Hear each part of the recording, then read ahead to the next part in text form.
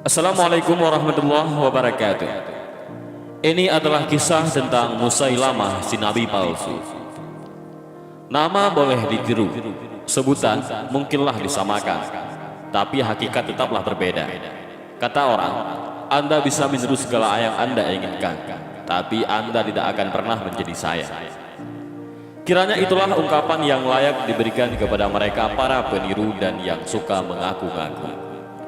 Mengaku-ngaku dan klaim dalam materi dunia tentu sudah tidak baik dan bukanlah kebiasaan orang-orang yang terpuji.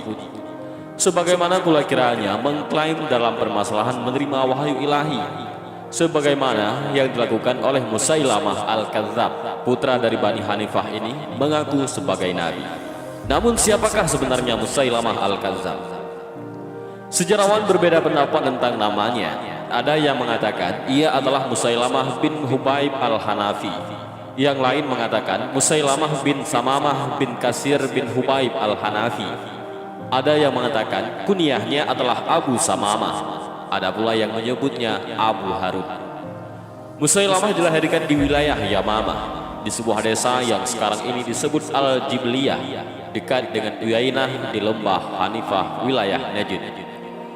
Usia Musailamah lebih tua dan lebih panjang dibanding Rasulullah SAW. Ada yang menyebutkan ia terbunuh pada usia 150 tahun saat perang Yamamah. Ia adalah seorang tokoh agama di Yamamah dan telah memiliki pengikut sebelum wahyu kerasulan datang kepada Nabi Muhammad SAW. Sebelum mengaku sebagai nabi, Musailamah sering menyusuri jalan-jalan, masuk pasar-pasar yang ramai oleh masyarakat Arab maupun non-Arab, berjumpa dengan orang-orang berbagai macam profesi di sana. Pasar yang ia kunjungi semisal pasar di wilayah Al-Ambar dan Hira. Musailamah adalah seorang yang memiliki kepribadian yang kuat, pandai bicara, memiliki pengaruh di tengah Bani Hanifah dan kabilah-kabilah tetangganya. Tutur katanya lembut namun menipu, pandai menarik simpati bagi laki-laki maupun wanita. Ia menyebut dirinya Rahman Al-Yamamah, namun Allah berkehendak berbeda. Ia dikenal dengan nama Musailamah Al-Kadzab ataupun Musailamah sang pendusta hingga hari ini. Saat Musailamah mengumumkan kenabiannya, Rasulullah SAW berada di Mekah. Ia mengutus orang-orang pergi ke Mekah untuk mendengarkan Al-Quran, kemudian kembali ke Yamamah untuk membacakannya kepadanya. Setelah itu ia menirunya atau memperdengarkan ulang ke hadapan orang-orang sambil mengklaim itu adalah kalamnya. Di antara metode dakwah Rasulullah SAW adalah menulis surat kepada para penguasa dan raja-raja, menyeru mereka untuk memeluk Islam. Seruan dakwah tersebut sampai juga kepada Hauzah bin Ali Al-Hanafi, seorang penguasa Yamamah yang beragama Nasrani. Setelah menerima surat tersebut, Hauzah mengajukan syarat agar kekuasaan diberikan kepadanya. Nabi SAW menolaknya. Tidak lama setelah itu Hauzah pun wafat. Pada tahun ke-9 Hijriah, tokoh-tokoh Bani Hanifah yang berjumlah beberapa belas orang laki-laki datang menemui Nabi SAW di Madinah. Di antara mereka terdapat Musailamah. Mereka datang untuk mengumumkan keislaman kepada Rasulullah dan menyepakati bahwa Nabi Muhammad SAW adalah pemimpin. Bani Hanifah termasuk kabilah Arab yang terbesar jumlahnya. Mereka memiliki kedudukan dan terpandang. Karena merasa layak mendapatkan kepemimpinan, mereka mengajukan permintaan kepemimpinan. Mereka ingin agar Musailamah kelak menggantikan posisi Nabi setelah beliau wafat. Nabi SAW menolak permintaan mereka. Utusan Bani Hanifah pun kecewa dan mulai muncul keinginan untuk keluar dari Islam. Dan Nabi SAW telah menangkap gelagat ini. Ketika hendak pulang ke Yamamah, mereka berkata kepada Rasulullah, "Sesungguhnya kami meninggalkan salah seorang sahabat kami di perbekalan kami untuk menjaganya." Rasulullah SAW menanggapinya, "Kedudukan dia, yaitu Musailamah, tidak lebih buruk daripada kedudukan kalian. Artinya, walaupun ia sebagai petugas yang menjaga perbekalan kalian, bukan berarti kedudukannya lebih rendah dari kalian." Mereka pun pulang ke Yamamah dengan membawa hadiah dari Nabi SAW. Perkataan Nabi SAW terhadap Musailamah tersebut dijadikan sabda rekomendasi oleh Musailamah dan tokoh yang lain. Mereka klaim bahwasanya Nabi Muhammad SAW meridhai Musailamah sebagai penggantinya. Tak lama Musailamah pun mengumumkan kenabiannya di tengah-tengah Bani Hanifah. Sejak saat itulah ia dikenal sebagai Musailamah Al-Kadzdzab. Kemudian Nabi SAW menunjukkan Nuharur Rijal bin Ufuwah untuk mengajarkan agama kepada penduduk Yamamah. Ibnu Ufuwah adalah laki-laki yang berilmu, luas pandangannya dan cerdas. Siapa sangka ternyata Ibnu Ufuwah malah bergabung dengan Musailamah. Kesungguhannya di hadapan Rasulullah SAW hanyalah ria semata. Ibnu Ufuwah mengakui kenabian Musailamah. Menurutnya, Musailamah bersama-sama Nabi Muhammad SAW dalam risalah kenabian. Orang-orang Bani Hanifah pun simpati kepadanya dan Musailamah menjadikannya orang kepercayaan. Setelah klaim kenabiannya diterima di tengah-tengah kaumnya, rasa percaya diri Musailamah kian bertambah. Semakin jauhlah kesesatannya. Ia mulai memposisikan diri sebagai seorang utusan Allah. Ia meniru Nabi Muhammad SAW yang berdakwah melalui surat kepada para raja dan penguasa. Saking percaya dirinya, ia mengirim surat kepada Nabi Muhammad SAW. Surat itu adalah dari Musailamah seorang Rasulullah kepada Muhammad seorang Rasulullah. Keselamatan atasmu. Amma ba'du. Sungguh aku sama denganmu dalam kerasulan ini. Bagi kami bagian bumi tertentu dan bagi Quraisy bagian bumi lainnya. Akan tetapi orang-orang Quraisy adalah kaum yang melampaui batas. Dalam surat ini kita bisa memperhatikan bahwa para penyeru kesesatan sejak dulu terbiasa menggunakan pilihan kata yang indah untuk menipu manusia. Musailamah menyebut Nabi Muhammad SAW sebagai orang yang melampaui batas karena ingin menguasai seluruh jazirah Arab. Sementara ia mengisyaratkan bahwa dirinya adalah orang yang bijak karena ingin berbagi. Rasulullah SAW tidak ingin melewatkan kesempatan ini. Beliau tidak ingin keraguan dan kerancuan ini tersebar. Beliau SAW pun membalas surat Musailamah dengan nama Allah yang Maha Pengasih lagi Maha Penyayang. Dari Muhammad utusan Allah kepada Musailamah sang pendusta. Keselamatan bagi mereka yang mengikuti petunjuk. Amma ba'du. Sesungguhnya bumi ini kepunyaan Allah. Dipusakakannya kepada siapa yang dikehendakinya dari hamba-hambanya. Dan kesudahan yang baik adalah bagi orang-orang yang bertakwa. Setelah membaca surat itu, Musailamah memutilasi sahabat Nabi, Hubayb bin Zaid radhiyallahu an, yang Nabi tugaskan untuk mengantarkan surat kepada Musailamah Al-Kadzdzab. Peristiwa ini terjadi di akhir tahun ke-10 Hijriyah. Musailamah mulai menjadikan Yamamah sebagai tanah haram. Ia juga mulai menyusun sajak yang ia sebut sebagai Al-Quran. Al-Mutasyammas bin Muawiyah, paman dari Al-Ahnaf bin Qais, pernah mendengar sajak-sajak Al-Quran palsu yang dibacakan oleh Musailamah. Setelah keluar dari majelis Musailamah, ia berkomentar, sungguh ia seorang pendusta. Al-Ahnaf juga mengomentari, dia bukanlah nabi yang sebenarnya, bukan pula seorang yang pintar dalam berpura-pura menjadi nabi. Orang-orang Yamamah yang mengikuti Musailamah begitu fanatik dengan dakwah kenabiannya. Mereka bangga orang-orang dari keluarga Rabi'ah bersaing dengan keluarga Mudhar, yakni keturunan Rabi'ah juga punya nabi sebagaimana keturunan Mudhar yang punya nabi, yakni Nabi Muhammad SAW. Pengakuan kenabian terhadap Musailamah sangat dipengaruhi fanatisme kabilah dan suku. Suatu hari, Talhah An-Namiri datang ke Yamamah untuk bertemu Musailamah. Ia ingin mendengar langsung dakwahnya dan menguji kenabian pembuat wahyu palsu ini. Ketika sampai di majelis Musailamah, Talhah menyebut nama Musailamah langsung. Kaum Musailamah menjawab, sebut dia Rasulullah. Tidak mau sampai aku melihatnya dulu, kata Talhah. Ketika Musailamah datang, Talhah berkata, engkau Musailamah? Iya, jawab nabi palsu si tukang tipu itu. Siapa yang datang kepadamu? Tanya Talhah.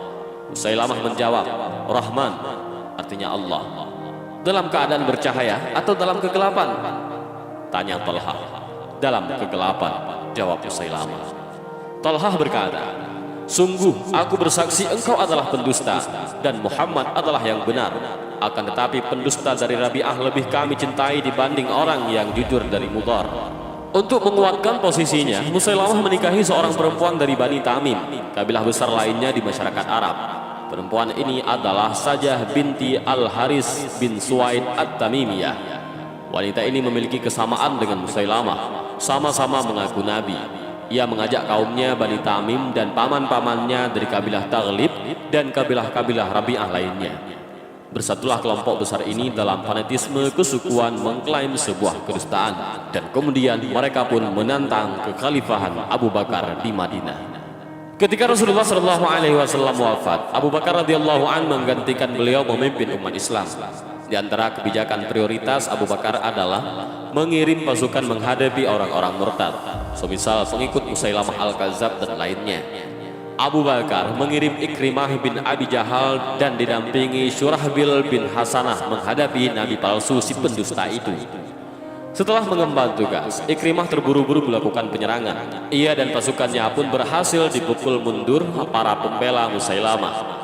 Ikrimah mengirim surat kepada Abu Bakar, mengabarkan kondisi di lapangan dan meminta masukan kepadanya. Abu Bakar mengatakan, "Wahai Ikrimah, aku tidak menyaksikanmu dan engkau juga tidak melihatku. Janganlah engkau kembali ke Madinah sehingga moral pasukanmu turun. Teruslah berjalan hingga engkau berjumpa dengan Hudzaifah dan Urfujah.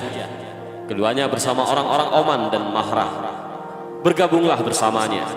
Apabila keduanya sibuk dengan tugas mereka, teruslah maju, berjalanlah bersama pasukanmu tanpa menghiraukan orang-orang yang kalian temui, hingga nanti kalian berjumpa dengan Muhajir bin Umayyah di Yaman atau Hadramaut." Abu Bakar juga menulis surat kepada Syurahbil agar tetap di posisinya hingga Khalid bin Walid datang. Setelah misi di Yamamah tuntas, mereka diperintahkan bergabung dengan Amr bin Al-Ash menuju Qata'ah. Khalid menunggu utusan yang dikirim kepadanya di wilayah Al-Bahtah. Ketika mereka tiba, barulah ia berangkat bersama pasukannya ke Yamamah menghadapi Musailamah. Di Yamamah, Musailamah mendengar pasukan Khalid telah mendekat. Ia memberi sambutan dengan menyiagakan pasukannya di Aqribah. Saat kedua pasukan berjumpa, tidak ada harga tawar kecuali peperangan. Pasukan kecil Musailamah yang terdiri dari 40 sampai 60 orang berhasil dikalahkan.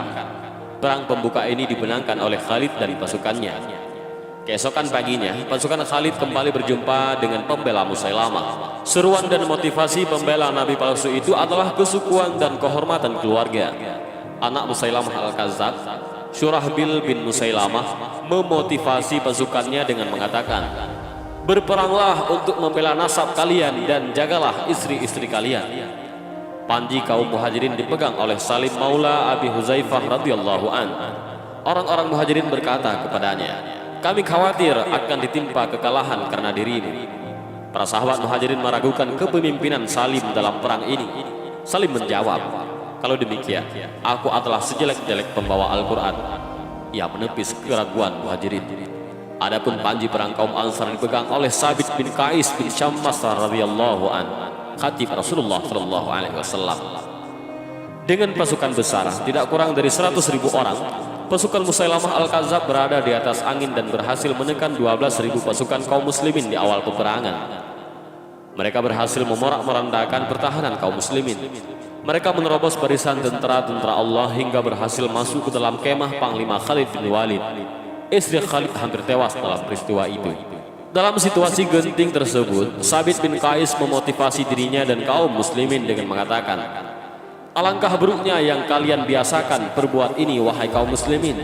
Ya Allah, aku berlepas diri dari apa yang mereka orang-orang Yamamah perbuat, dan aku mohon maafmu atas apa yang diperbuat oleh kaum muslimin." Kemudian ia berperang hingga menemui ajalnya. Abu Hudzaifah berkata, "Wahai para penghafal Al-Quran, hiasilah Al-Quran dengan amalan." Zaid bin Al-Akhtab berkata, "Wahai para pasukan, buanglah kerisauan kalian, hadapi musuh kalian, melangkahlah maju.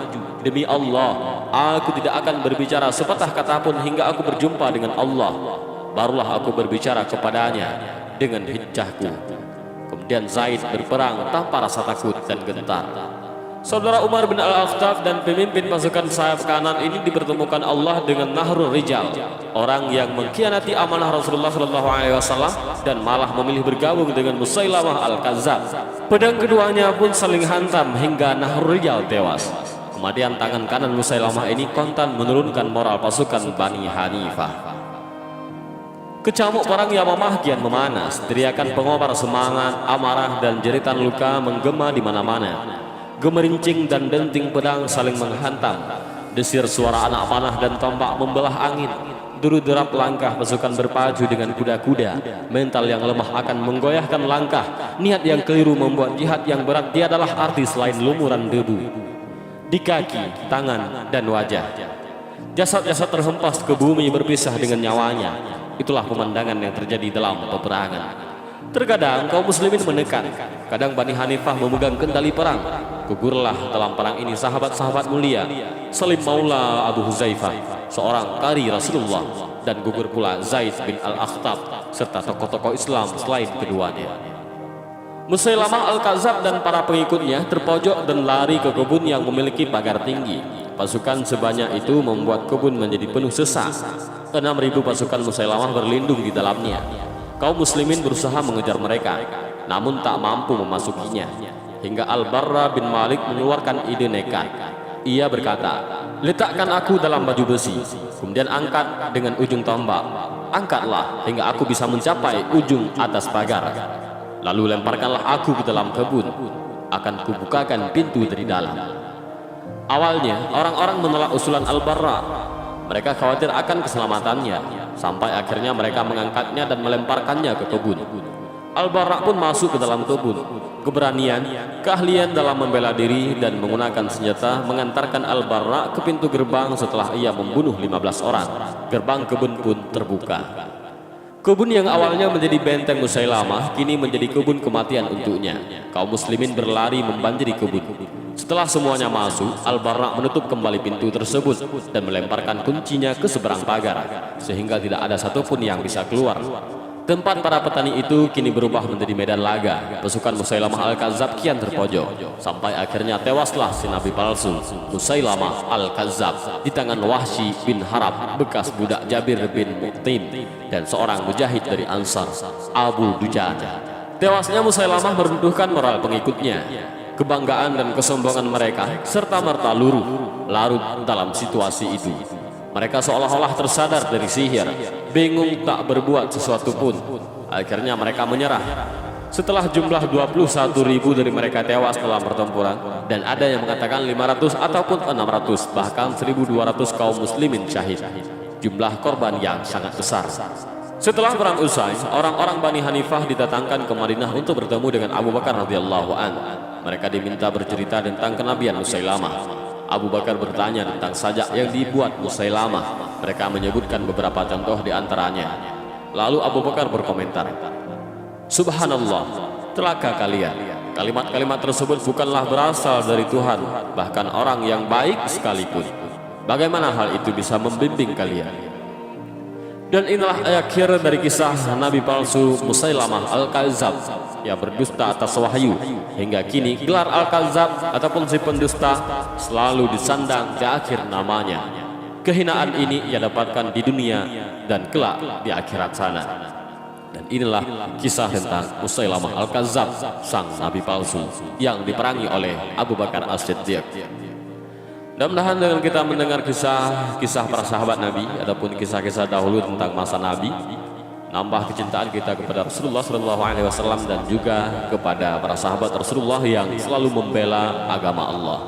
Mudah-mudahan video ini bermanfaat. Wallahu a'lam bishawab. Assalamualaikum warahmatullahi wabarakatuh.